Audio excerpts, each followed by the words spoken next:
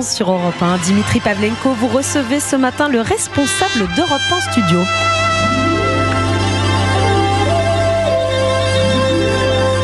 Bonjour Julien Pichenet. Bonjour Dimitri, bonjour à tous. Mais dites-moi, quel est cet indicateur? Il est l'heure d'aller se coucher, voilà, Dimitri. Ouais, c'était l'indicatif de la fin des programmes que la première direction d'Europe numéro 1 avait commandé à Maurice Jarre et à Raymond Lefebvre, grand chef d'orchestre et compositeur plus tard de musique de film. Il a composé notamment la musique du Gendarme de Saint-Tropez dans un tout autre genre. Et ils avaient composé un chef-d'œuvre carrément. On leur avait demandé un petit indicatif et ils ont fait cette musique magnifique qui clôturait chaque jour à 23h, des programmes d'Europe numéro 1, parce qu'il n'y avait pas de programme la nuit au début. Voilà, c'est ce qu'on entendait donc à la radio le 1er janvier 1955 au soir, après cette première journée de diffusion de cette nouvelle radio qui se met à émettre dans toute la France. C'est une station qui va changer la radio française. Les Français, franchement, n'avaient jamais entendu ça.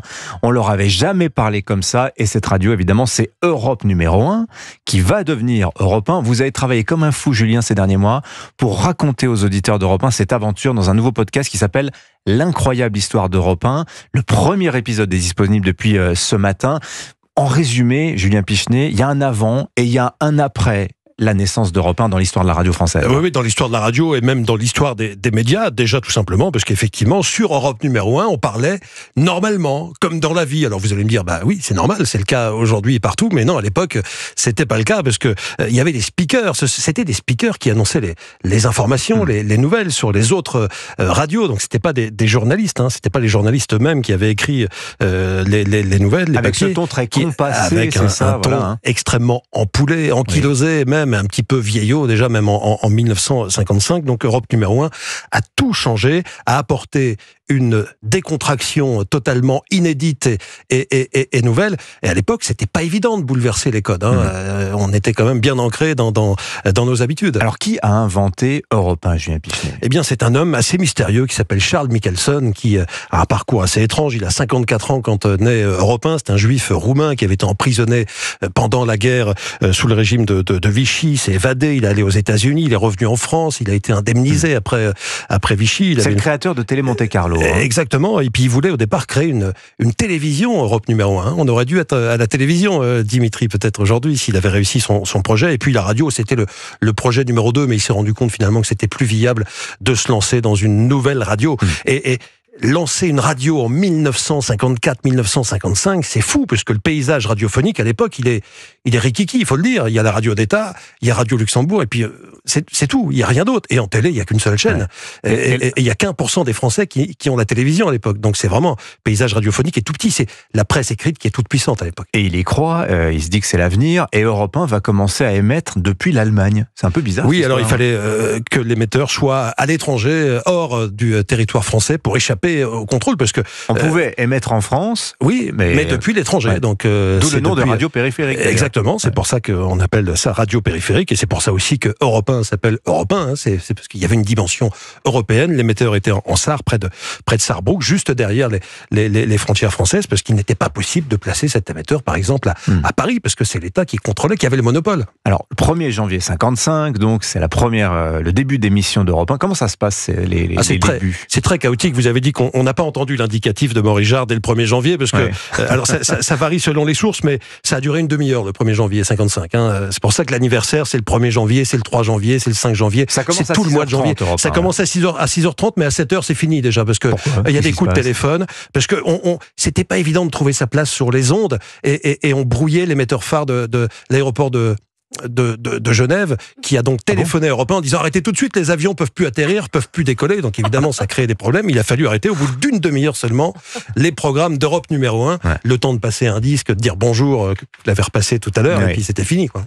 Alors on est revenu 2 jours après. Si cette histoire vous intéresse, vous qui nous écoutez, allez écouter l'incroyable histoire d'Europe 1, le podcast de Julien Pichenet, parce qu'il y a vraiment tous les détails. Mais il y a quelque chose qui est très intéressant. Vous racontez, Julien, que Europe 1, c'est la fusion de 3 innovations: le transistor, le Nagra et le micro-sillon. Ça veut dire quoi? Alors le micro-sillon, c'est le 45 tours qui est importé des États-Unis. Effectivement, les vieux 78 tours sont remplacés par les 45 tours. On vend énormément de disques, ce qui va mettre la puce à l'oreille des premiers dirigeants. Tiens, ici on passait de la musique, beaucoup de musique. Il n'y avait pas de musique à la radio. De la musique classique ou voilà des airs d'opéra, etc. Mais il n'y avait pas Gilbert Bécaud et les dernières nouveautés, si vous voulez. Donc Europe numéro 1 va miser là-dessus sur ces chansons écoutées par les jeunes. Le Nagra, du polonais enregistrera, ça veut dire enregistrera, c'était des petits magnétophones portatifs qui permettaient aux journalistes de sortir plus facilement sur le terrain.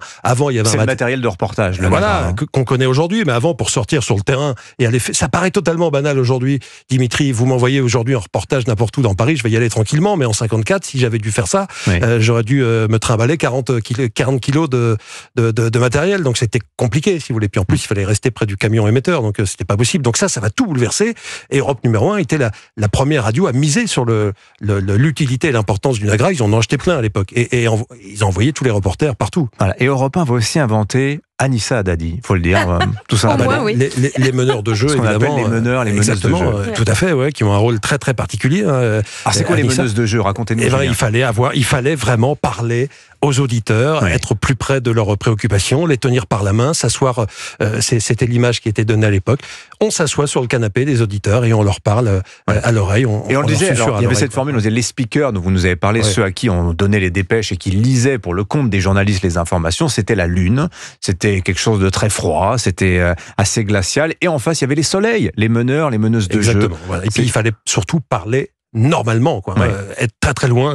On revient à ça, de ce ton compassé employé par les autres radios. Bon, on va apprendre aussi en vous écoutant que Léon Zitrone va être recalé au casting qui va inaugurer la station Europe 1 le 1er janvier 55. Ça fait partie des petites anecdotes. Toutes ces petites anecdotes, je les ai piochées dans les biographies des personnes intéressées, évidemment, mais les premiers castings pour Europe numéro 1 à la fin de l'année 54 ont été très très difficiles parce que personne n'avait jamais parlé dans un micro ou presque, et il fallait trouver des journalistes qui s'acclimatent rapidement à ce nouvel outil, et c'était pas évident parce que c'était pas dans les habitudes de parler comme on le fait en ce moment, Dimitri, sur un ton décontracté. Donc Léon Zitrone, ça n'allait pas le ton qu'il avait employé. On lui a dit merci, au revoir, mais après il a bien rebondi, je crois. Oui. Vous le faites très bien de parler, vos auditeurs d'Europe 1, Julien Pichenet en tout cas, et vraiment, je vous invite à écouter cette incroyable histoire d'Europe 1 que vous signez en podcast Europe 1. Premier épisode qui sort aujourd'hui, c'est en 3 parties. Les 3 sont sortis ce matin. Et c'est passionnant. Et c'est une vraie plongée dans la société de l'époque que vous nous racontez, Julien Pichenet. On a des images qui viennent avec l'histoire,